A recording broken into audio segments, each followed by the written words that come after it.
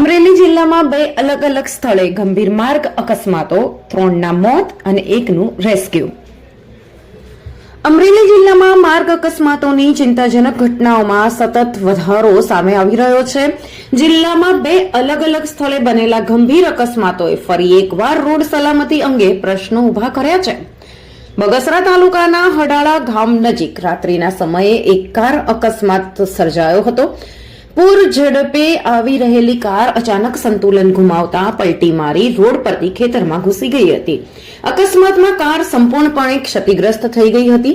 કારમાં સવાર 3 વ્યક્તિઓના ઘટના સ્થળે જ મોત નીપજ્યા હતા, જ્યારે એક વ્યક્તિ ઘાયલ થયો હતો. મૃતકો કારમાં ફસાઈ જતા બગસરા પોલીસ અને અમરેલી ફાયર ટીમે ઘટના સ્થળ પર પહોંચી મશીનરીની મદદથી કાર કાપી મૃતદેહોને બહાર કાઢ્યા હતા. મૃતકોમાં જૂનાગઢના ડ્રાઈવર વિકાસ તેમજ ધોરાજી તાલુકાના ઝાલણસર ગામના મંથન અને ધર્મેશ સાવલિયાનો સમાવેશ થાય છે. ત્રણેય પરિવારજનો હોવાનું અને ઘરે પરત ફરી રહ્યા હોવાનું પોલીસ તપાસમાં સામે આવ્યું છે. મૃતદેહોને પોસ્ટમોર્ટમ માટે જૂનાગઢ હોસ્પિટલ ખસેડવામાં આવ્યા છે અને બગસરા પોલીસે વધુ તપાસ હાથ ધરી છે. બીજી તરફ લાઠી તાલુકાના ટોડા ગામ પાસે બોલેરો પિકઅપ અને ટ્રાવેલ્સ વચ્ચે અકસ્માત સર્જાયો હતો.